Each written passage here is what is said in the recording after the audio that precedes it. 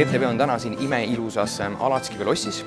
Nagu te ka teate, siis eelmisest aastast alates valib Eesti toidupiirkonda. Eelmisel aastal oli see Hiiumaa, aga nüüd on järg käes Peipsimaal. Ja nimelt see ongi siis siin nüüd avaüritus sellele, et see aasta on alanud. Praegu inimesed siin veel sagivad, toovad siin välja juba toite, inimesed saabuvad ja ega kohe-kohe algab ka pidu. Nii et täna on meid siin ilusate laudade ääres ootamas 7 käiku pluss igasugu muud huvitavat. Toit on tänaseks saanud üheks olulisemaks riigi, aga ka piirkonna sümboliks. Inimesi huvitab üha rohkem, kust nende laual olev toit pärit on ning kes ja kuidas selle valmistanud on. Seetõttu on Maaeluministeerium ellu kutsunud 2016. aastal alguse saanud traditsiooni valida igal aastal välja üks Eesti toidupiirkond ning kuulutada välja selle piirkonna maitsete aasta. Eesti iga paikkond on eriline ja eriline ka toidu poolest ja kindlasti väga eriline on Peipsi piirkond oma traditsioonidega, oma toidutraditsioonidega, olgu see kala, kurk, tomat, sõõr ja nii edasi, et väga palju, mis on Peipsi äärest pärit. Kui palju on üldse selliseid piirkondi, mida veel on valida ja kui saab see nüüd otsa, mis siis edasi saab? Eks me mõtle edasi, aga Eesti iga piirkond on eripärane ja nendes piirkondades on ka eripärane toit ja kultuur, et kui käime selle Eesti oma kõik läbi, et siis mõtleme edasi, et aga ma arvan, et päris pikk tee on veel ees minna. Kell hakkab saama 5 ja inimesed järjest saabuvad. Meie küll tulime siia kuskil 2 ajal ja käisime ka vaatamas, kuidas käib köögi poole peal töö. Siin on meil siis esimene tervitusamps, aga mida see endast täpsemalt kujutab, sellest oskab kindlasti inimene siin meil rääkida. Mis meil siis siin on praegu? Siin rusikal on kiisakala trüffel rukkileivaks. Aga miks kiisakala? Et kiisakala sellepärast on 5 head põhjust.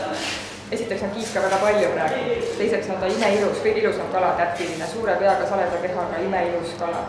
Kolmandaks ta on magus maitse, et vanasti kiisakala oldi isegi nõus raha andma. 4. istub ka õhtusöögilauas üks hiidlane, kelle perekonnanimi on Kiisk. See on muidu Hiiumaalt, me tulime selle kiisa mõttega. Ja 5. kuna kiisakala on röövkala ja praegusel hetkel Peipsimaa röövi hiidlastel maitsete aastat, siis see kiisakala on paras nad üritavad ära röövida selle meie maitsete aastat. Üks suur pluss teiste seas on maitsete piirkonna valimisel kindlasti ka see, et piirkonna omavaheline suhtlus ning koostöö muutub paremaks ning läbi selle saab piirkond veelgi areneda. Jaa, absoluutselt, selles mõttes, et piirkond on ju meil väga pikk, et meil on 175 kilomeetrit rannajoont. Ja ega need toiduga tegelejad nagu üksteist ülevalt ja alt ja keskelt väga hästi ei teadnudki.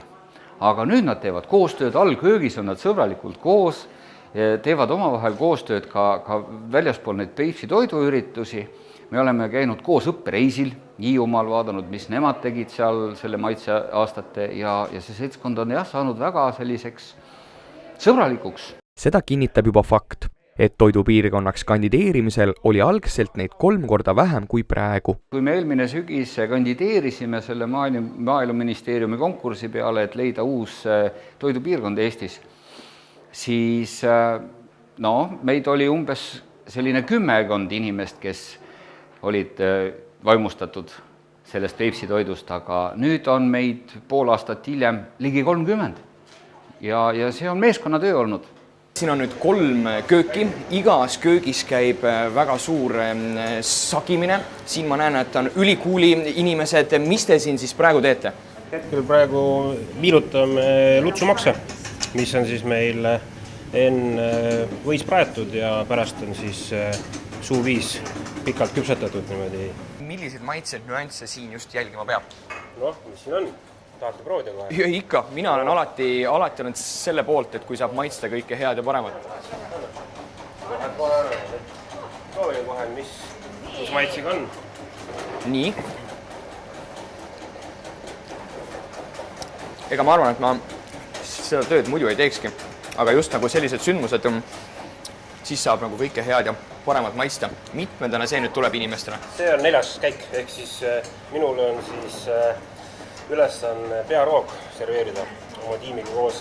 Nii et kui üleval juba inimesed ootasid, siis meie tulime vahepeal piiluma siia alla. Lähme vaatama, mis nad seal üleval jätkuvalt teevad.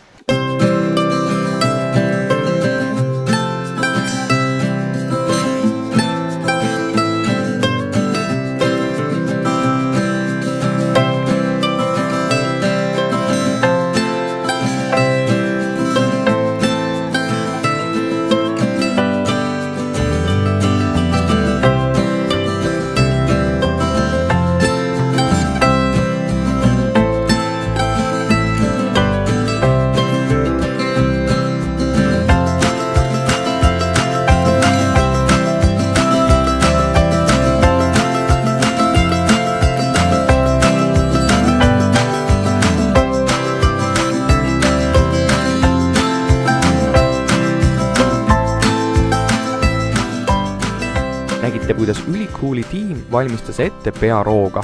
Urpol on oma nägemus selle kohta, miks just talle ja tema meeskonnale anti ülesanne valmistada pearoog. Aga nüüd mõtlesin huvitav, miks see mulle anti, siis ma sain asjale pihta, et ma olen ainukeselt kohalik ja ülejäänud rikkisin Hiiumaalt, kes on sealt Tallinnast, et nad on kaugemalt kuidagi pekki keeranud, siis ma olen esimene inimene, kes kõri pihku võtta.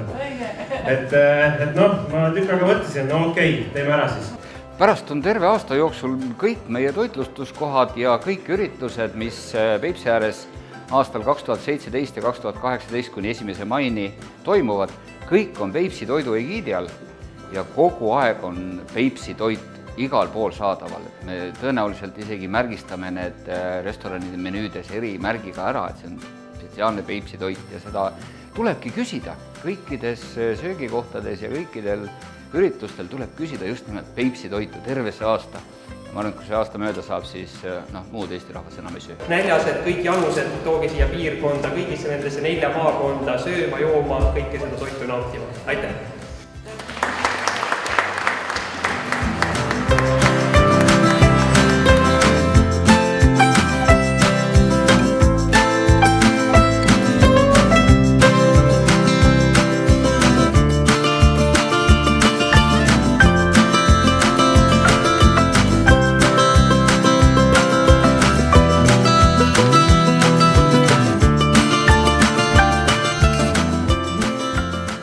Ja nagu just nägite, on rändkahvel ametlikult üle antud. Peipsimaast on saanud 2017 toidupiirkond Eestis. Meie jääme siin magustoite edasi nautima, aga kui teie ka tahate sellest kõigest osa saada, siis minge vaadake visitpeipsi.com. Kus siis saab 2017 ja sealt edasi kõige paremat toitu? Ainult Peipsimaalt.